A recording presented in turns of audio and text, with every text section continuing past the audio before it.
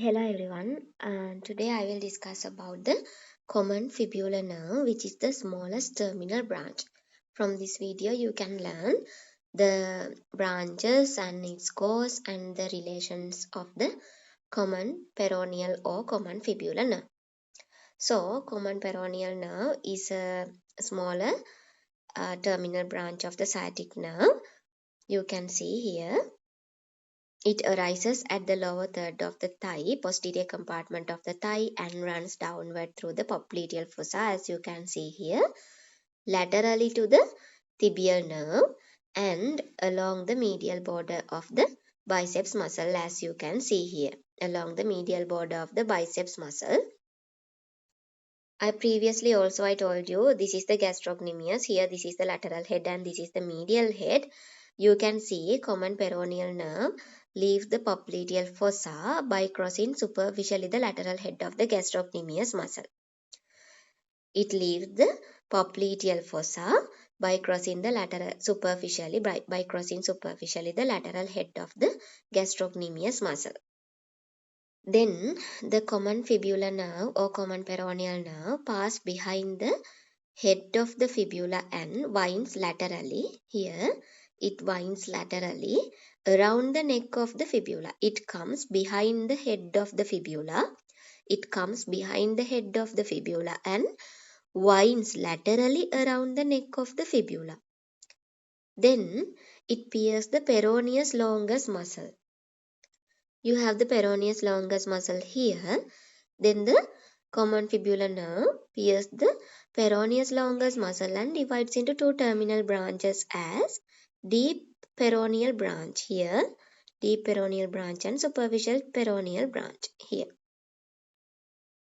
What is the cause of common peroneal nerve or common fibular nerve? After leaving it leaves popliteal fossa by crossing the superficially the lateral head of the gastrocnemius muscle and comes behind the head of the fibula and winds laterally around the neck of the fibula and pierces the peroneus longus muscle, and it divides into deep fibular nerve and superficial fibular nerve. As the nerve lies lateral aspect of the neck of the fibula, it is subcutaneous and easily can be rolled against the bone. It is subcutaneous and the nerve is easily be rolled against the bone. When we talk about the branches of the common peroneal nerve, there are cutaneous branches. You have sural communicating branches. Here sural nerve arising from the tibial nerve, and sural communicating branch arises from the common peroneal or common fibular nerve. And this sural communicating branch run downwards and join the sural nerve. Then it gives off lateral cutaneous nerve of the calf and supplies the skin on the lateral side of the back of the leg. Then there are muscular branches to short head of the biceps femoris muscle, which arises high up in the popliteal fossa. Tibial nerve gave muscular branches to long head of the biceps femoris muscle. Common fibular nerve gives muscular branches to long head of the biceps femoris muscle. And also there are articular branches to the knee joint as well. Then we will discuss about the nerve of the anterior compartment of the leg.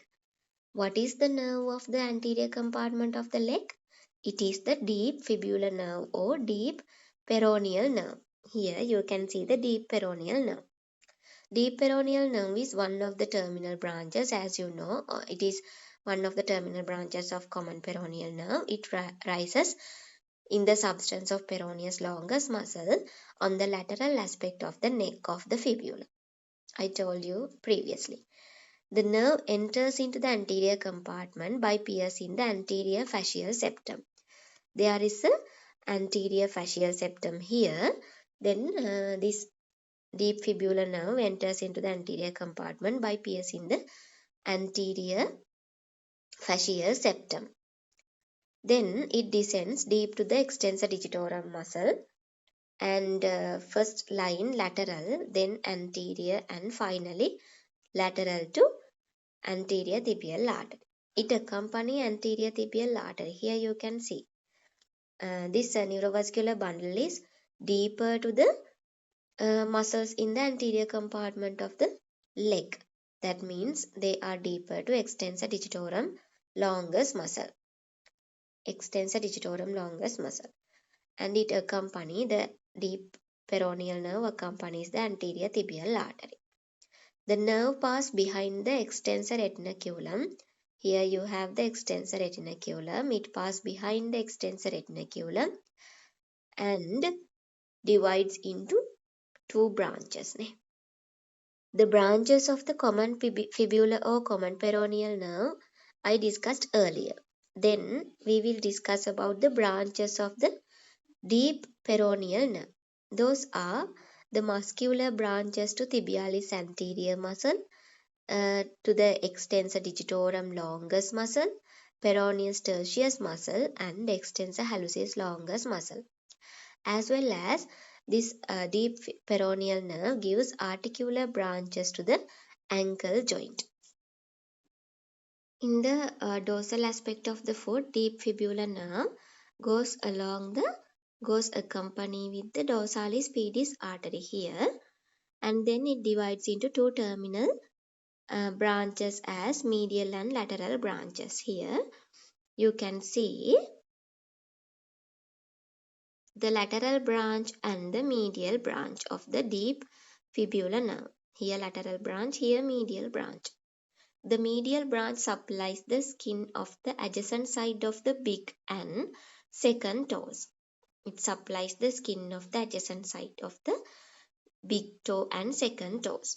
Then the lateral branch supplies the extensor digitorum brevis muscle, and both terminal branches gives articular branches to the joints of the foot.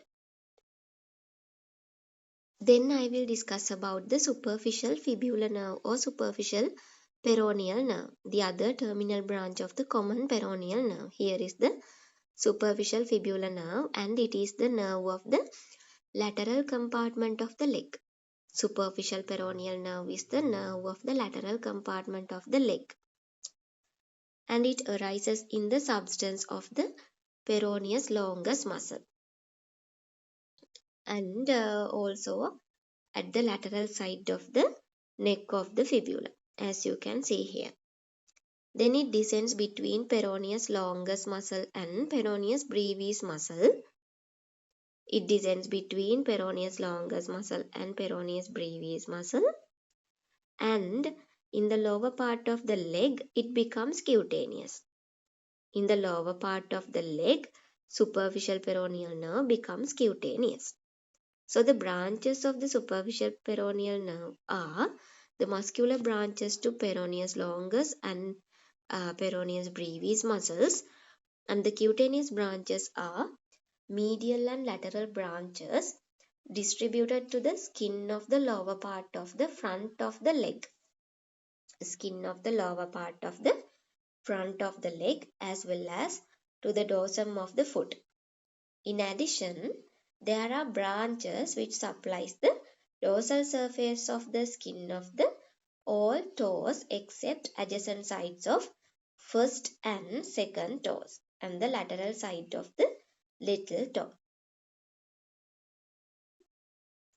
So that's all about the cause of the common peroneal nerve and the cause of its two terminal branches, deep peroneal nerve and superficial peroneal nerve. Thank you for watching.